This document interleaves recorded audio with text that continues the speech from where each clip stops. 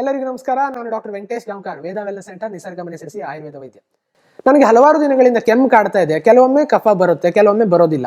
So ಅದು dry cough ಕೂಡ ಆಗಿರ್ಬೋದು, ಅಥವಾ ಕೆಲವೊಂದು ಸಂದರ್ಭದಲ್ಲಿ ಪ್ರೊಡಕ್ಟಿವ್ ಕಫ್ ಕೂಡ ಆಗಿರ್ಬೋದು. ಅದೆರಡಕ್ಕೂ ಕೂಡ ಸರಳ ಮನೆಮದ್ದು ಅಂತಂದ್ರೆ ಈಗ ನಾನು ಹೇಳುವಂಥದ್ದು ಅದ್ಯಾವುದು ಅಂತ ಹೇಳಿದ್ರೆ ಒಂದೆಲಗದ ರಸ ಮತ್ತು ಜೇನುತುಪ್ಪದ ಸಂಯೋಜನೆ.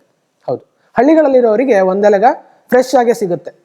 ಸೊ ಈ ಒಂದು ಒಂದೆಲಗವನ್ನ ನೀವು ಕೊಯ್ಕೊಂಡು ತಂದು ಅದನ್ನ ಜಜ್ಜಿ ರಸವನ್ನ ತೆಗೆದು ಅದಕ್ಕೆ ಅರ್ಧ ಪ್ರಮಾಣದಷ್ಟು, ಈಗ 1 ಚಮಚದಷ್ಟು ನೀವು ಒಂದೆಲಗದ ರಸವನ್ನ ತಗೊಂಡ್ರಿ ಅಂತಂದ್ರೆ ಅರ್ಧ ಚಮಚದಷ್ಟು ಜೇನುತುಪ್ಪವನ್ನು ಮಿಶ್ರಣ ಮಾಡಿಕೊಂಡು ದಿನಕ್ಕೆ 2 ಅಥವಾ 3 ಬಾರಿ ಖಾಲಿ ಹೊಟ್ಟೆಯಲ್ಲಿ ಸೇವಿಸಬೇಕು.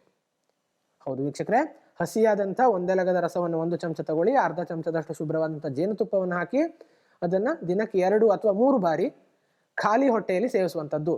ಇದನ್ನ ಒಂದು 4 ರಿಂದ 5 ದಿನಗಳ ಕಾಲ ಮಾಡಿ.